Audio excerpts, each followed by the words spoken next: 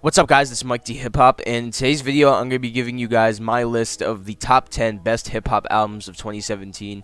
If there's any albums that you thought I left off this list, let me know in the comments below, and also let me know your list for your favorite albums that came out this year, because we had a really great year in hip hop. Starting off at number 10, we have Migos Culture. So the rap trio dropped this album at the very beginning of 2017, and I can honestly say I was really surprised with how good it came out, because when it comes to the Migos, you don't really expect them to make all-around really good project, just a lot of hit songs. But with this one, they definitely seemed a lot more focused and with no filler on it at all, and it's just 13 tracks long, so I really liked that. For the most part, you're just getting 13 tracks of really good trap beats and just straight bangers. And I also really liked how Quavo, Offset, and Takeoff have some really good hooks and definitely a lot of good flows.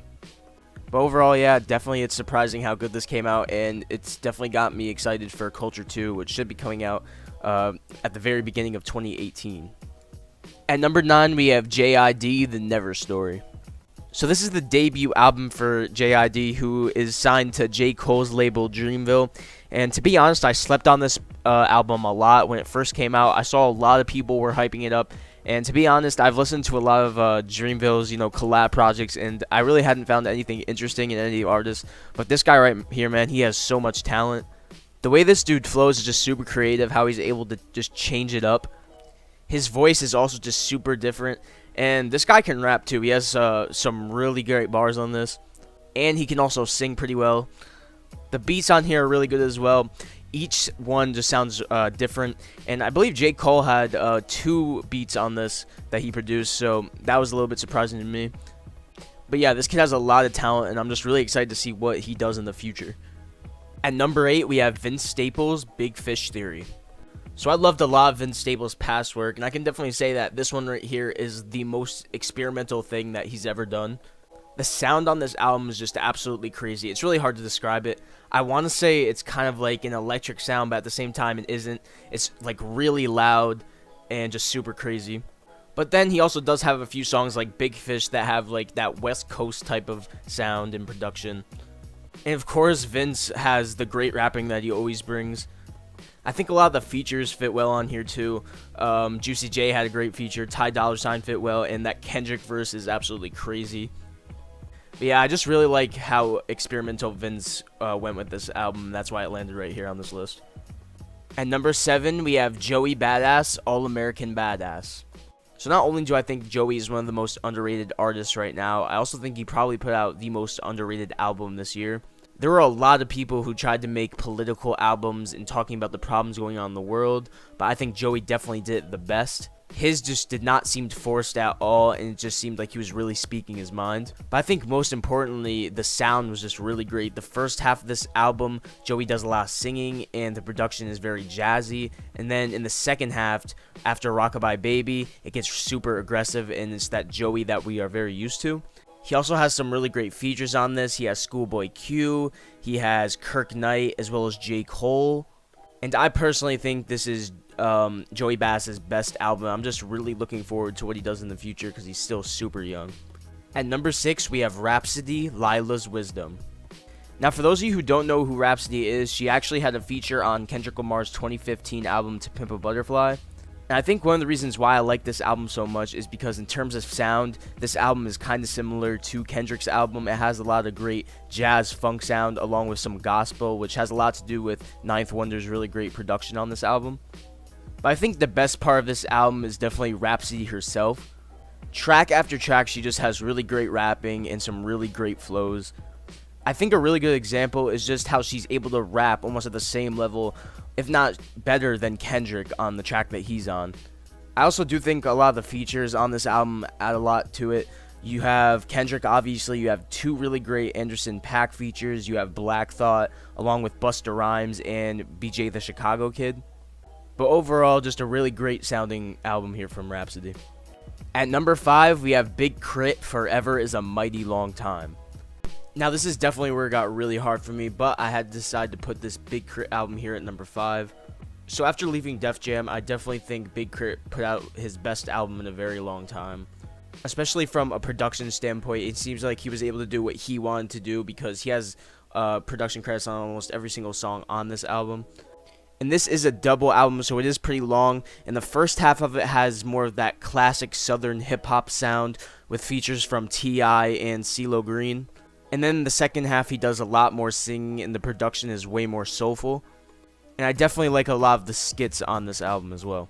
But overall, I definitely have to say this is a really good comeback album from Big K.R.I.T. And at number 4, we have Kendrick Lamar, Damn.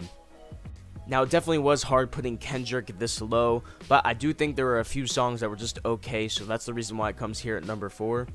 But overall, I did love this album a lot, and I think it's one of Kendrick's most interesting albums.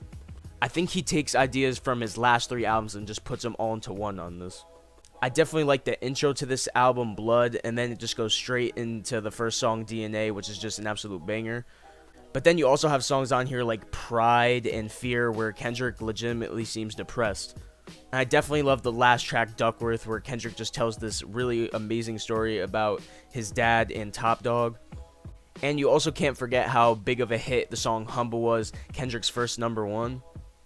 But overall, this is what you expect Kendrick to do, make really great albums, and this is definitely one of Kendrick's best years. And at number 3, we have Brockhampton Saturation I, II, and III. Now, yes, I did have to put all 3 Brockhampton Saturation albums here, just because I couldn't really decide which one I thought was the best, and also because I think all 3 of them have a similar type of sound. But if you don't know who Brockhampton is, they are a huge rap group with a bunch of members, some being Kevin Abstract, Marlon, Dom, Matt Champion, just to name a few. In terms of their sound, they're just so different from anyone else in all of hip-hop. They definitely get a lot of influence from Pharrell. All the singers in the group are really great, and I just love all the great hooks that they have on every single album. And just the work ethic from these guys, just the ability to put out 3 albums in 1 year is just absolutely crazy. And I do believe they say they do have a new album coming out in 2018, so I'm definitely looking forward to that. And I think if I had to pick a personal favorite of the 3 Saturations, I think I would personally say 2, but that's just me. But overall, a really great year for Brockhampton. At number 2, we have Jay-Z 444. So years after Magna Carta Holy Grail, Jay-Z finally gave us this album right here, 444. And to me personally, I think this is one of Jay-Z's best albums. I think for the first time, Jay-Z made an album for himself. He's just super honest throughout the whole thing, talking about his family and his personal life and all the things that he's done wrong. And of course, it is Jay-Z, so you're going to get that great rapping and great punchlines throughout the entire record. But I think the thing I like the most about it is just the no ID production throughout the entire thing. He produces almost every track on this, and he just gives that great gospel and a little bit of jazz sound. But overall, I think it's just crazy to me how after all these years, Jay-Z is still able to put out such great work. So that's why I had to put it in at number 2. And at number 1, we have Tyler, the Creator, Flower Boy. And for me, this was a no-brainer for the number 1 spot, because this is by far the album that I listened to the most this year. And I also think that this is Tyler's best album by far. I just love his production on this. It's just super soulful and very jazzy. There's a lot of singing on these tracks, and there is a few hype tracks here and there, but overall this album is just very honest. It's a side that Tyler has never shown before, and it really ends up paying off at the end. And lyrically, I don't think Tyler's ever been this good as well. And Tyler does a great job of using the features on this. All the singers, Rex Orange County, Kylie Uchis, and Estella, they're all great. And then you have people like A$AP Rocky, Jaden Smith, and Lil Wayne, Frank Ocean as well. They all add so much to the album. And for me, I really can't believe that this is the same person that made Goblin. And this is just such a big improvement from his past records, and that's why I had to put it at number 1. So that's going to do it for this video, guys. If you did enjoy, make sure to hit that like button, subscribe if you're new, and I'll see you in the next video.